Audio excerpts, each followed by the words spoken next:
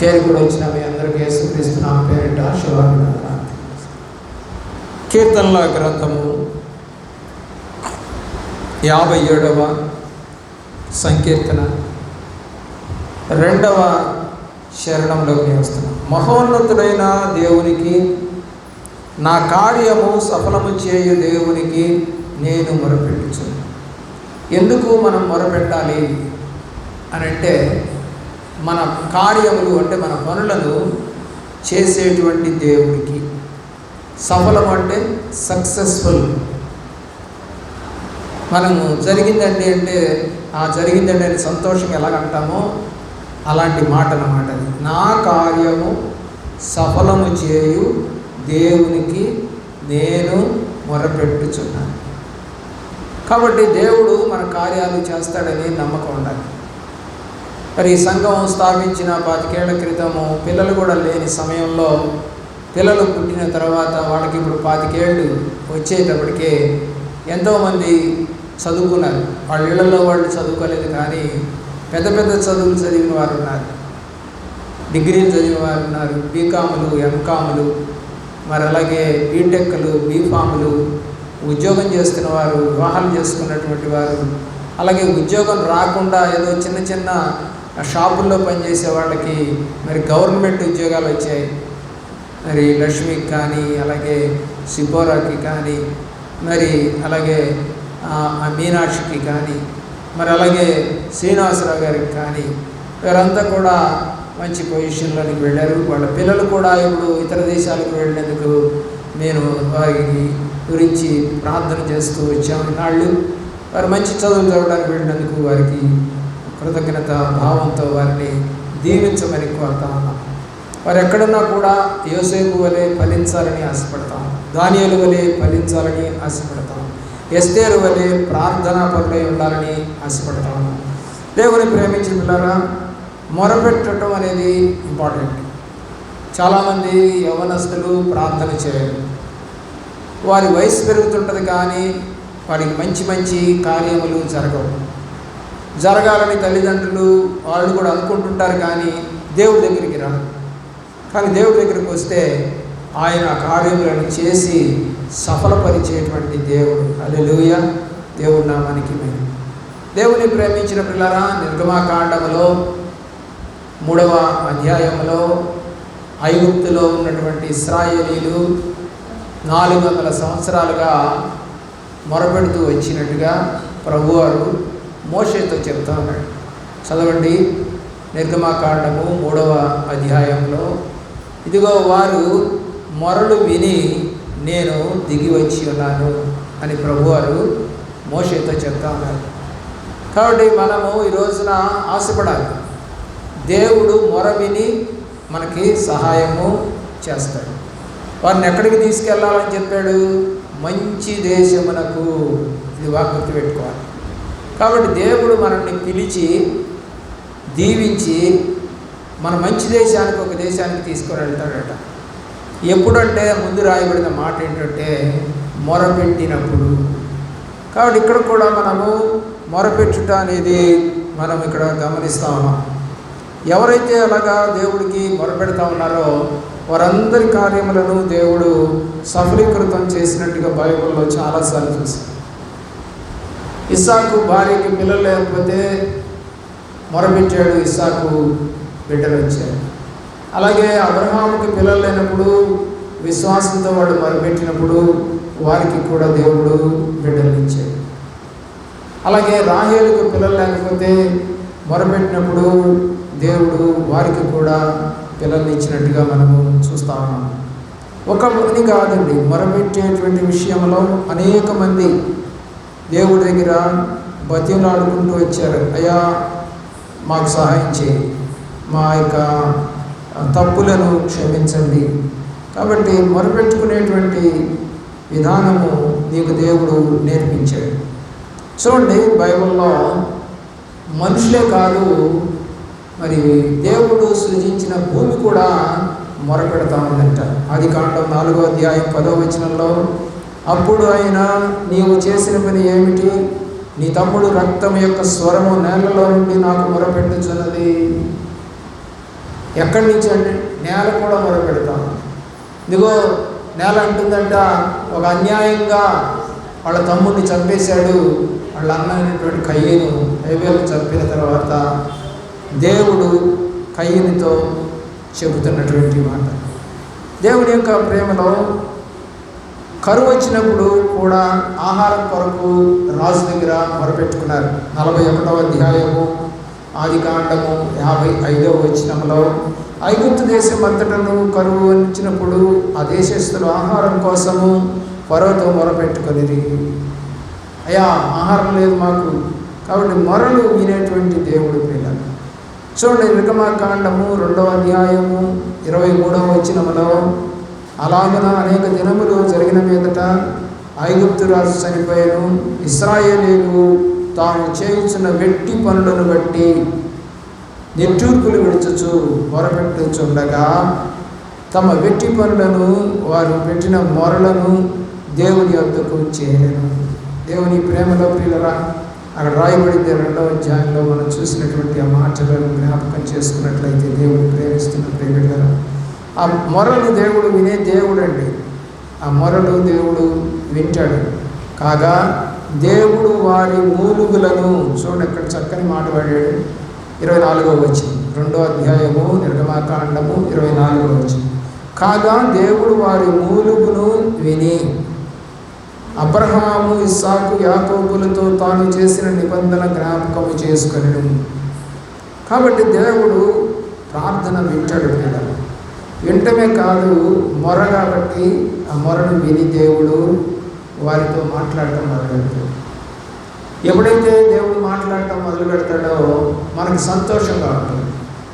ఎందుకని దేవాది దేవుడు, ఆకాశంలో ఉండే దేవుడు మన దగ్గరకు వచ్చి మరి అలాగ చేయటము ఎంత గొప్ప సంగతో ఆలోచించాడు. అపోస్తలుల కార్య గ్రంథము 7వ అధ్యాయము 59వ వచనములో ప్రభువును గూర్చి మొరపెట్టుచు యేసు ప్రభువా నా ఆత్మను చేర్చుకొనమని స్టెఫను పలుకుచుండగా వారు అతని రాళ్లతో కొట్టి, దేవుని నేను కుడిపార్శ్వమున చూస్తున్నానని చెప్పి ఆదికాండము నుంచి ఈ నూతన నిబంధన వరకు జరిగిన సంఘటన అంతటి కూడా స్టెఫను ఇశ్రాయేలు ప్రజలకు, యూదులకు, శాస్త్రులకు, పరిచయులకు చెప్తే వాళ్ళు కోపగించుకొని, మాకు కనపడి దేవుడు నీకు కనపడ్డా, దేవుడు కుడిపార్శ్వమున కూర్చొని ఉన్నాడని చెప్తావా, ఆకాశం తెరవబడితే చూస్తున్నానని చెప్తావా అని చెప్పి అతన్ని రాళ్ళు తీసుకొని కొడితే అతను దేవుడు దగ్గర అడుగుతున్నాడు. 60వ వచనం, అతను మోకాళ్ళని ప్రభువా వారి మీద ఈ పాపం మోపకమని గొప్ప శబ్దంతో పలికెను. ఈ మాట పలికి నిద్రించాను. ప్రభువును గూర్చి మొరపెట్టుచున్నాడు స్టెఫను. కాబట్టి ఈ రోజున నీ జీవితంలో మొర అనేటువంటిది దేవుడు ఇచ్చినటువంటి గొప్ప అవకాశం. చాలామందికి అవకాశం లేదండి అని అంటూ ఉంటారు. అలా అనకూడదు పిల్లలు. మనం ఎప్పుడు కూడా మొర అనేది దేవుడు వింటున్నాడు అని చెప్పి మనకి వాక్యం తెలియజేయబడతాం. మనకి కీర్తన గ్రంథములో 145వ కీర్తనలో మనం చూసినట్లయితే, కీర్తన గ్రంథము 145వ కీర్తన 18వ చరణం, తనకు మొరపెట్టు వారికి అంటే తనకు మొరపెట్టు వారి అందరికీ, తనకు నిజముగా మొరపెట్టు వారికి అందరికీ యెహోవా సమీపముగా ఉన్నాడు. కాబట్టి మొరపెట్టితే ఏం జరుగుద్దండి, ఎందుకు పెట్టాలి అని కనుక అనుమానం వస్తే, మొరపెట్టు వారందరికీ కూడా దేవుడు సమీపంగా అంటే దగ్గరగా ఉంటాడు. ఇంకొక మాట 19వ వచనంలో రాయబడింది, తన యందు భయభక్తులు గల వారి కోరిక ఆయన నెరవేర్చును, వారి మొర ఆలకించి వారిని రక్షించును. మొరపెట్టే వారికి ఏం చేస్తాడో దేవుడు చెప్తున్నాడు. ఆలకిస్తాడట, రక్షిస్తాడట. కాబట్టి నీ జీవితంలో నీవు మరి అలాంటి మొర పెట్టేటువంటి స్థితిలో నీవు ఉన్నావా? దేవుడికి మొరపెట్టమనేది నీకు కష్టంగాను బాధగాను ఉంటా ఉందా? అలాంటి పరిస్థితి నీకు రాకుండా దేవుడు చేయనుగాక. ఎందుకంటే మనం మొరపెట్టే విషయంలో ఎప్పుడు కూడా వెనకడుగు వేయకూడదు. మొర ఎప్పుడు కూడా దేవుడు వింటాడనేది సత్యం. మొర లేని చోట దేవుడి కార్యాలు జరగవు. ప్రార్థన చేస్తారు చాలామంది, చేయదేవా, సహాయం చేయదేవా అని చెప్పి ఊరుకుంటారు. కానీ అలాగా కాదు. ఈ మొర వేరుగా ఉంటుంది. ఈ మొర అంటే జరిగేంత వరకు కూడా వాళ్ళు ఆగకుండా ప్రార్థన చేస్తూ ఉంటారు. కాబట్టి నీ జీవితంలో ఇలాంటి మొరను నువ్వు ఎప్పుడన్నా పెట్టావా? ఇలాగ ఎప్పుడన్నా అడిగావా? మనందరికీ తెలుసు, హాగరుని బెర్షెబా అరణ్యంలోనికి పంపించేశాడు. ఇష్మాయిల్ తీసుకొని వెళ్ళిపోమని చెప్పాడు. మరి తీసుకొని వెళ్ళిపోయినప్పుడు, మరి ఆ నీళ్ళు అయిపోయినప్పుడు ఆమె అక్కడ పిల్లవాడిని వదిలేసి అక్కడ ఆమె ఏడవటం మొదలెడతాం. అలాగా ఏడ్చినప్పుడు దేవుడు వాళ్ళ యొక్క మొరను విని దిగి వచ్చి వాళ్ళకి సహాయం చేసినట్టుగా మనకు బైబిల్ తెలియజేస్తాం. కాబట్టి ఈ రోజులలో నిజంగా మొరపెట్టేటువంటి మనుషులు ఉన్నారా? మొర అంటే వాళ్ళకి అసలు తెలుసా? మనందరికీ తెలిసిన మాటలే ప్రియులారా. ఇర్మీయా గ్రంథములో దేవుడు చెప్తా ఉన్నటువంటి మాట ఏమిటంటే, దేవుడి యొక్క ప్రేమలో ప్రియులారా, రోదన చేయు స్త్రీలను పిలవననిపించింది. ఎవరు కావాలంట? ప్రార్థనలో మొరపెట్టేవాళ్ళు కావాలంట. వాళ్ళని పిలవించండి. మరి ఇలా జరిగింది ఏంటి, మా స్థితి ఏంటి, మాకేమైంది అని వారు తెలుసుకోవాలనే ఉద్దేశంతో మరి పిలిపించండి వాళ్ళని. ఎవరైనా ఉన్నారేమో, అలాగా ప్రార్థన చేసేవాళ్ళు ఎవరు ఉన్నారేమో. కాబట్టి వాళ్ళని పిలిపిస్తే వాళ్ళు కనుక మొరపెడితే ఆ ఇంటి వారు, భర్తలు కానీ పిల్లలు కానీ సమాజం కానీ మారుతుంది. ఎందుకంటే ఈ యొక్క దేశం మీదకి మరి పరాయి దేశం రాజు వచ్చి దీన్ని ఆక్రమించుకోబోతున్నాడు.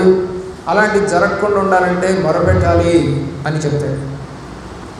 అయితే వాళ్ళు వినకుండా దేవుని యొక్క ప్రేమలో వారంతా కూడా ఎదురు తిరుగుతారు. ఎప్పుడైతే ఎదురు తిరుగుతూ ఉన్నారో అప్పుడు దేవుడు ఉగ్రత అనేది వాళ్ళ మీదకి వచ్చినట్టుగా మనకి తెలుస్తాం. కాబట్టి ఎలాంటి మొర నువ్వు పెడితే దేవుడు నిన్ను ప్రేమిస్తాడు అనేది ఆలోచించాను. ఎందుకంటే ఈ రోజుల్లో నిజమైన మొర ఎవరు పెట్టడం లేదు. ఎందుకు పెట్టడం లేదు? ఏదో కాలం గడిచిపోతా ఉంది, తింటున్నాం, తిరుగుతున్నాం, బాగానే ఉంటున్నాంలే అనుకుంటున్నాం. ప్రార్థన కూడా వెళుతున్నాం కదా, కాస్త సంపాదించుకుంటున్నాం కదా, బాగానే బతుకుతున్నాం కదా అని అనుకుంటున్నాం. అలా కాదు. మొర అంటే ప్రియులారా ఎప్పుడు కూడా మన దోషములను ఒప్పుకుంటూ చేయాల్సినటువంటి పని. యోబు గ్రంథములో 9వ అధ్యాయం 10వ వచనంలో ఎవడు తెలుసుకొనలేనటువంటి మహత్కరమైనటువంటి కార్యములను మొరపెట్టినప్పుడు జరుగుతాయని చెప్పి రాశాడు. ఎవరు తెలుసుకొనలేనటువంటి మహత్కరమైన కార్యములను దేవుడు చేస్తాడని రాశాడు. కాబట్టి మీ జీవితంలో మరి అలాంటి కార్యములు దేవుడు మీకు చేయాలని ఆశపడతాను. అలాగే 37వ అధ్యాయము 5వ వచనం యోబు గ్రంథంలో మనము గ్రహించలేనటువంటి కార్యములు దేవుడు చేస్తాడని రాశాడు. అసలు మనం ఊహించలేమంట. బైబిల్ కూడా అదే చెప్తుంది. అడుగువారి కన్నా ఊహించువారి కన్నా అత్యధికముగా చేయగల దేవుడు. కాబట్టి మనము అడిగేదానికన్నా కూడా ఎక్కువ చేస్తాడు దేవుడు. నీకు 100 రూపాయలే కావాల్సి వచ్చింది, కానీ దేవుడు 1000 రూపాయలు ఇస్తాడు. నీకు ఇల్లు కట్టుకోవడానికి ఒక 10 లక్షలే కావాల్సి వచ్చింది, 20 లక్షలు ఇస్తాడు. దేవుడు సమస్తమును చేయగల దేవుడు. మొరపెట్టు వారందరికీ కీర్తన 33వ సంకీర్తన 9వ వచనం, ఆయన ఆజ్ఞాపిస్తే కార్యము జరుగుతుంది. ఆలోచించేయండి, ఆయన ఆజ్ఞాపిస్తే కార్యాలు జరుగుతాయి. 37వ సంకీర్తన 5వ చరణంలో నీవు ఆయనను నమ్ముకుంటే నీ కార్యాలు జరుగుతాయి. ఏమంటే మీరు నమ్ముకోలేదంటారా? బాప్తిసం తీసుకోలేదా? నమ్ముకోవటం అంటే వేరు, బాప్తిసం తీసుకోవటం వేరు, ప్రార్థన చేయటం వేరు, మొరపెట్టడం వేరు, బతిలాడుకోవటం వేరు. దానియేలు మొరపెట్టే అనుభవం కలిగిన వాడు. ఉపవాసం ఉండి మొరపెడతాడు. అలాగే ఏ స్థితిలో ఉన్నా కూడా మొరపెడతాడు. సింహాల బోన్లో వేసారు, మొరపెడతానే ఉంటాడు. మరి అతని మీద నెపాలు మేపడానికి ఒక శాసనాన్ని పుట్టించారు. అప్పుడు కూడా 3 సార్లు దినానికి దేవుడికి మొరపెడతానే ఉన్నాడు. కాబట్టి మొర అనేది అందరికీ రాదు. యిర్మీయా మొరపెట్టాడు, కానీ ప్రజలు వినలేదు. అందుకనే విలాప వాక్యాలు రాశాడు. అయ్యా వింటలేదు ప్రభువా, వీళ్ళు సమాజ కూటములకు రావటం లేదు. సమాజ కూటములు అంటే ఉపవాస దినాలకి ప్రార్థన చేయడానికి రావటం లేదు అని బాధపడ్డాడు.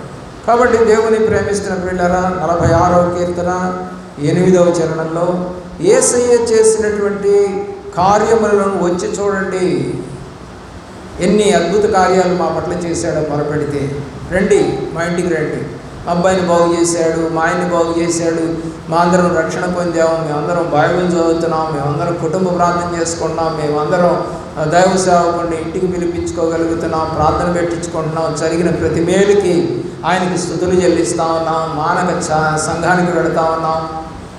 కొన్ని మంచి పనులు జరిగినాయి మాలో, కాబట్టి రండి మీరు వాటిని చూద్దురుగాని అని చెప్పేసి పిలవాలి. 66వ సంకీర్తన 3వ చరణం. నీ కార్యములను దేవుడు భీకరంగా చేయగలిగిన దేవుడు. ఎందుకంటే ఆయన ఎంత ప్రార్థన మనం చేస్తూ ఉంటే అంతగా కార్యాలు జరుగుతాయి. చాలామంది అనుకునేది ఏంటంటే, ఏడుస్తామా దేవుడి దగ్గర, ఏడుస్తామా దేవుడి దగ్గర ఎందుకు ఏడవలసి వచ్చింది. మొన్న మా ఇంటికి ఒక అమ్మాయి వచ్చింది. ఆ అమ్మాయికి ఏదో వివాహ సంబంధం చూశారు వాళ్ళ తల్లిదండ్రులు.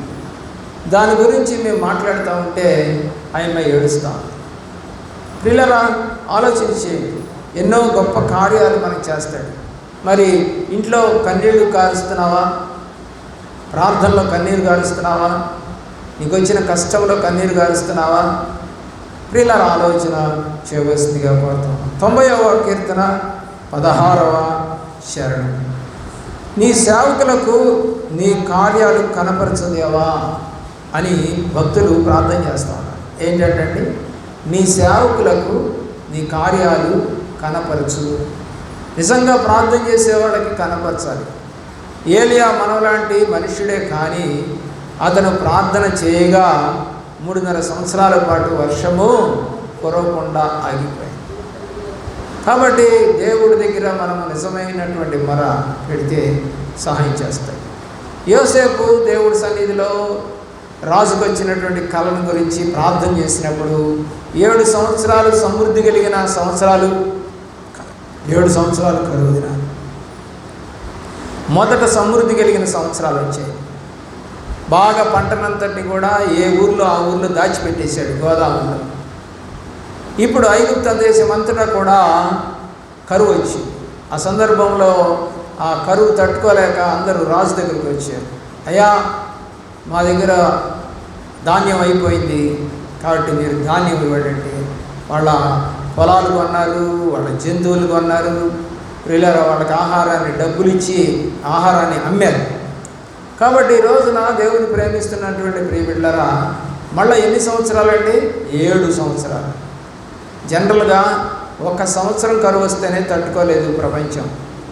7 సంవత్సరాలు కరువు వచ్చినా కూడా 7 సంవత్సరాలు క్రితం పండినటువంటి పంట 7 సంవత్సరాలు తిన్నారు. మీరు తినండి చూద్దాం, ఏమంటారు? ఎవడు తింటాడండి? ముక్కిపోయిన బియ్యం అంటాము.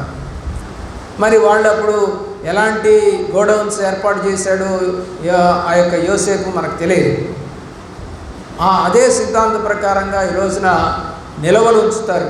FCI గోడౌన్స్లో, సెంట్రల్ వేర్ హౌసింగ్ గోడౌన్స్లో వాళ్ళు ఆ యొక్క ధాన్యాన్ని నిల్వ ఉంచుతారు, వాటిని కాపాడుతూ ఉంటారు. ఏదైనా కష్టకాలం వచ్చినప్పుడు ఆ బియ్యాన్ని బయటికి తీసి వాళ్ళకి సప్లై చేస్తూ ఉంటారు. అటువంటి వాటిని పారవేయటం కుదరక పాడైపోతాయి అని అనుకున్నప్పుడు వాళ్ళు ఎంతకాలం నిల్వ ఉంటాయో కూడా వాళ్ళకి తెలుసు. వాటిని ఏం చేస్తారంటే ప్రజలకు పంచుతూ ఉంటారు. ఇప్పుడు మీరు తీసుకునే రేషన్ బియ్యం అంటే అది అందులో నుంచి వచ్చిన బియ్యమే. అవి ఇంకెవరు కొనరు మామూలుగా బయట అయితే. అందుకనే వాటిని సప్లై చేస్తూ ఉంటారు.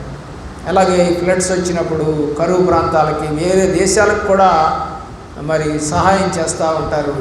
అలాంటి గిడ్డంగుల ద్వారా.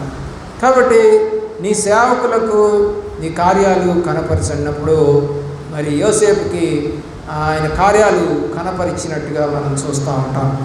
92వ కీర్తన 5వ చరణంలో నీ కార్యములు ఎంత దొడ్డవి, అసలు ఎంత గొప్పగా ఉంటాయంటే అసలు ఆ ఆనందం చెప్పనలవి కాదు.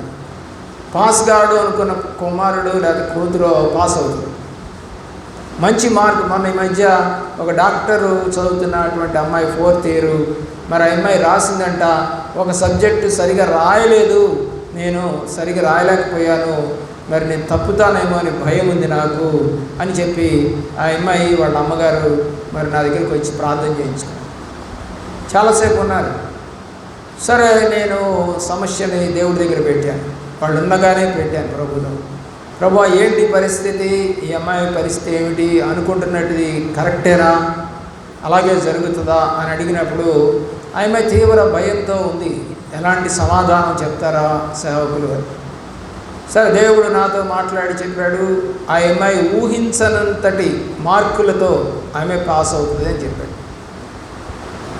సరే, ఈ మాట నేను వాళ్ళకి చెప్తే వాళ్ళు నమ్మటం లేదు.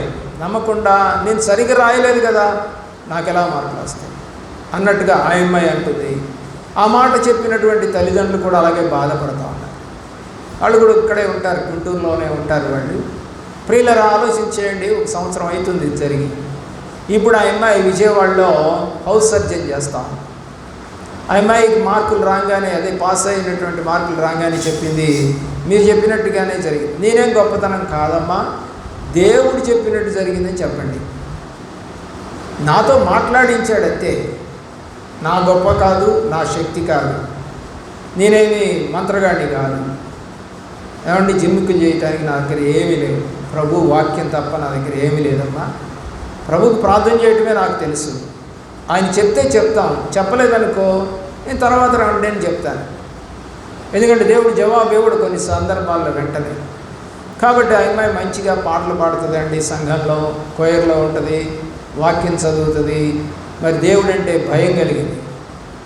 ఆ యొక్క కలకటాలో డాక్టర్ అమ్మాయిని చంపేశారని సంగతి తెలిసినప్పటి నుంచి ఆమె చాలా బాధపడతాం. నైట్ డ్యూటీకి వెళ్ళాలంటే దేవుని ప్రేమిస్తున్నటువంటి ప్రేమిళ్ళ అయితే ఏం కాదని చెప్పి ధైర్యం చెప్పడం జరిగింది. 111వ కీర్తన 3వ చరణం, నీ కార్యాలు మహిమా ప్రభావములు కలవి. ఎలాంటివంటే అవి ఎవరు చేయలేరు, అది దేవుడి వల్ల తప్ప ఎవరి వల్ల కావు. 138వ సంకీర్తన 8వ చరణం, యేసు నీ పక్షాన కార్యము చేయును.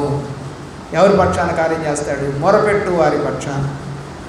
దేవుడికి ఇష్టమైన వారికి ఆయన అడిగితే చేయకుండా మారడు. యోహాను రాసిన సువార్త 14:14లో మీరు నన్ను అడగండి అని చెప్పి దేవుడు అంటున్నాడు. కాబట్టి మనం అడిగినప్పుడు ఆయన నామం పేరిట ఆయన మనకు దయచేస్తాను అని వాగ్దానం చేశారు. అలాగే 15వ అధ్యాయం యోహాను రాసిన సువార్తలో నాలో నిలిచి, నా వాక్యములో నిలిచి మీకు ఏది ఇష్టమో అడగండి దానిని చేస్తానన్నాడు. యోహాను రాసిన మొదటి పత్రిక 5వ అధ్యాయంలో కూడా మీరు నాలో నిలిచి మీకు ఇష్టమైనది అడగండి నేను మీకు చేస్తానని దేవుడు వాగ్దానం చేశారు. ఎక్కడ అడిగినా కూడా అదే చెప్తాను. అపోస్తల కార్యగ్రంథం 1వ అధ్యాయంలో మరి వాళ్ళు 10 రోజులు మేడగదిలో ఉండి ప్రార్థన చేసినప్పుడు దేవుడు వాగ్దానం ఏంటంటే పరిశుద్ధాత్మ మీ మీదకి వచ్చింది. కాబట్టి దేవుడి దగ్గర అడిగితే మొరపెడితే జరగని కార్యం అంటూ లేదు. అయితే నీకు విశ్వాసం అనేది ఉండాలి, ఆయన చేస్తాడని నమ్మకం. ఒకవేళ జరగకపోయినా దేవుడు 75 సంవత్సరాలప్పుడు అబ్రహామును పిలిచాడు, నీ సంతానం అని చెప్పాడు 12వ అధ్యాయంలో. ఈ యొక్క కనాను దేశాన్ని నీ సంతానం. మరి అప్పటికి పిల్లలు లేరు ఆయనకి, మరి నీ సంతానం అంటున్నాడు. ఎప్పుడు పుడతారు? వచ్చే సంవత్సరమా? 76వ సంవత్సరం 77. ఈ మధ్యలో అతను మరి ఐగుప్తిరాలంటే హాగర్తో వెళ్ళి ఇష్మాయిల్ని కన్నాడు. లేదా 85వ సంవత్సరంలో కన్నాడు. 75వ సంవత్సరంలో దేవుడి దగ్గరికి వచ్చాడు. 10 ఏళ్ళకి మరి ఆ అమ్మాయితో ఉన్నాడు. మళ్ళీ 15 ఏళ్ళకి మరి వాళ్ళ ఆవిడ మరి గర్భవతి అయ్యి, సారా గారు గర్భవతి అయింది. మరి ఆ అబ్బాయి పుట్టినప్పటికీ ఈ మొదట ఇష్మాయిల్కి 15 ఏళ్ళు. ఆలోచించి ఏ సంతానానికి ఇస్తా అన్నాడు? నీ సంతానం. మరి ఇప్పుడు ఇష్మాయిల్ కూడా అతని సంతానమే కదా, ఆ సంతానమా? కాదు. ఎందుకు కాదంటే అతను వాగ్దానం ద్వారా పుట్టినవాడు కాదు. అది కాకుండా నీ సొంత భార్యతో కన్నటువంటి బిడ్డ కాదు. కాబట్టి పరాయి భార్య, అది ఇంట్లో పని చేసుకునే పిల్ల,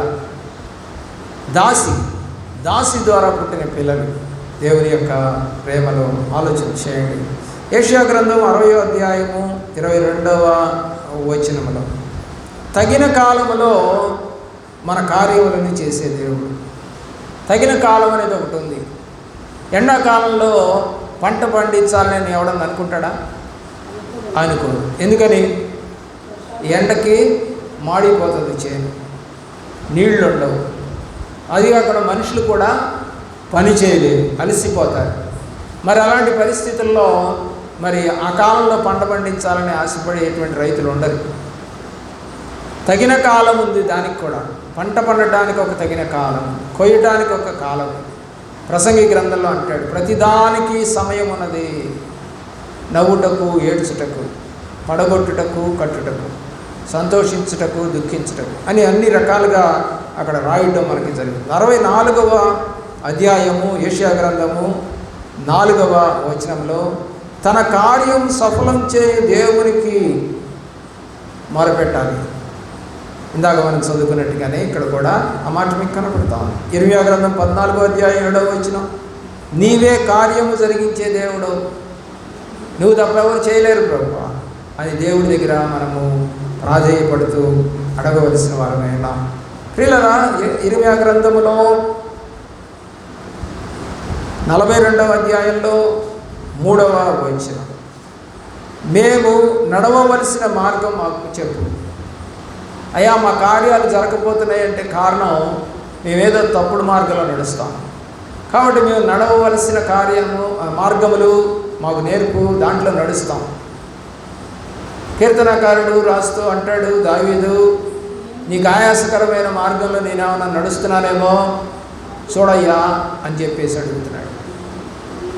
కాబట్టి ఇర్మియా గ్రంథములో, యోబు గ్రంథములో, యెషయా గ్రంథములో ప్రభువుకు వ్యతిరేకంగా నడిచాము అని చెప్పి బాధపడ్డవారు ఉన్నారు, ప్రాధేయపడిన వారు ఉన్నారు, బతిలాడుకున్న వారు ఉన్నారు. కాబట్టి దేవుని యొక్క ప్రేమ ప్రియులరా ఎప్పుడు కూడా మనల్ని దాటిపోయే ప్రేమ అయితే కాదు. తల్లిదండ్రుల ప్రేమ లాంటిది కాదు ఇది. తల్లి అయినా తన బిడ్డను మరుచునేమో కానీ నేను నిన్ను మరువను అని చెప్పాడు. మోషేతో ఒక మాట అన్నాడు, నిన్ను విడువను ఎడబాయను అని కూడా చెప్పాడు. యాకోబుతో చెప్తున్నాడు, నీ ముందు నడుచువాడను యెహోవాను నేనే అని చెప్పాడు. నువ్వు ముదిమి వచ్చే వరకు ఎత్తుకునేవాడు నేనే అని యెషయా గ్రంథంలో రాశాడు. 125వ కీర్తనలో, నీ చుట్టూ యెరూషలేము చుట్టూ పర్వతంలో ఉన్నట్టు నీ చుట్టూ నేను ఆవరించున్నానని దేవుడు చెప్పాడు. నువ్వు వెళ్ళు ప్రతి స్థలంలో నేను నిన్ను దీవిస్తానని దేవుడు వాగ్దానం చేశాడు. కాబట్టి తిరిగి నువ్వు మళ్ళా మీ దేశానికి వస్తావు అని యాకోబుతో చెప్పాడు. ప్రియులారా, ఆలోచించి కానాన్ని దేవుడు ఇస్తానని చెప్పాడు. అదే ఇప్పుడు యెరూషలేము అంటే కానాను. ఆ యెరూషలేములోనే ఇప్పుడు ఇశ్రాయేలు ఉంటా ఉన్నారు. ఎప్పుడు వాగ్దానం ఇది? అబ్రహాంకి చేసిన వాగ్దానం.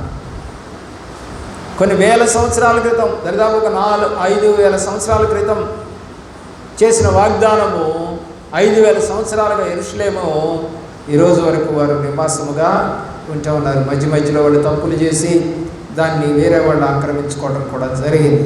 అదంతా రాజుల గ్రంథంలో, దినవృత్తాంతాల గ్రంథంలో మనకి కనబడతాం. వివేకంగా నడుచుకోవడం కావాలి. ఇర్మియా గ్రంథం 23:5లో 23వ అధ్యాయం 5వ వచనంలో, వివేకంగా నడుచుకొనుచు. మళ్ళా దేవుళ్ళు మనకిష్టం వచ్చినట్టుగా నడవడం కాదు. నీ కష్టం వస్తే మొరపెట్టడం నేర్చుకో, కన్నీళ్ళు వస్తే దేవుడి ముందు కార్చడం నేర్చుకో, సిగ్గుపడబాకు. ప్రభు సన్నిధిలో కన్నీరు కార్చేవాళ్ళు అంటే ఆయనకి ఎంతో ఇష్టం. హిజ్కియాకి రోగం వచ్చినప్పుడు చనిపోతామని దేవుడు చెప్పినప్పుడు యెషయా ద్వారా మరి అతను పోయి గోడ తట్టు తిరిగి కన్నీళ్లతో మొరపెట్టుకున్నారు. అలాగే సన్హెరీబ్ అనేటువంటి వాళ్ళంతా కూడా ఎదురు తిరుగుతూ ఉన్నారు, అషూరు రాజులు. ఆ సమయంలో మరి ఉత్తరాన్ని తీసుకెళ్ళి మధ్యలో మొరపెట్టాడు. అలాగే యెషయా కూడా చెప్పాడు, కూడా మొరపెట్టాయా అన్నాడు. అప్పుడు దేవుడు కార్యం జరిగింది. ఒక్క దూత వచ్చి 1,85,000 మందిని ఒక్క రాత్రిలోనే చంపేసింది. మొరకు ఎంత విలువ ఉందో చూడండి. ఈరోజు ఎన్నో యుద్ధాలు చేస్తూ ఉన్నారు. ఒక్కసారిగా ఒక్క రాత్రిలో 1,85,000 మందిని చంపగల శక్తి కలిగినటువంటి ఆయుధాలు ఎవరి దగ్గర ఉన్నాయా? లేవు. కాబట్టి దేవుని యొక్క సైన్యం, శక్తి, ఒక్క దూత యొక్క పవర్ అది. కాబట్టి ఆయన దగ్గర 6,000 దూతలు ఉన్నాయంట. దేవుడు చెప్తాడు, పేతురు ఇప్పుడు నేను మొరపెడితే నా దేవుడు నా కోసమని మరి దూతలను పంపించడా అని అంటాడు. సంహరించడం పెద్ద గొప్ప సంగతి కాదయ్యా, ప్రేమించడం గొప్ప సంగతి. హబక్కూకు గ్రంథం 3వ అధ్యాయం 2వ వచనంలో సంవత్సరములు జరుగుతుండగా నీ కార్యాలు జరిగించాయా. ప్రార్థన చేస్తూ ఉన్నాం, సంవత్సరం 31వ తేదీన ప్రార్థన చేస్తూ ఉన్నాం. కాబట్టి మేము జరుగుతూ ఉన్నాయి సంవత్సరాలు, మా కుటుంబ కార్యాలు జరిగించండి. అబ్రహాము తమ్ముడు లోతు సొదొమ గొమొర్రాలో ఉన్నాడు ప్రియులారా. అతను కోసమని అబ్రహాము ప్రార్థించాడు. ఆదికాండం 18వ అధ్యాయము 22వ వచనం. దేవుడు లోతు కుటుంబాన్ని తప్పించాడు. అయితే బుద్ధిహీనురాలైనటువంటి భార్య వెనక తిరిగి చూసింది, ఉపస్తంభం అయిపోయింది. కుటుంబాన్ని అంతాన్ని బయటికి తీసుకొచ్చాడు అగ్నిలో కాల్చబడకుండా, కానీ తన తప్పుని బట్టి ఆమె ఉపస్తంభం అయిపోయింది. కాబట్టి అలాంటి పరిస్థితి మీకు రాకూడదు. నిజంగా కార్యాన్ని మొరపెట్టండి, ప్రభు సన్నిధిలో అడగండి, ప్రభు కార్యము చేయని గాక. ప్రార్థన చేసుకుందాం.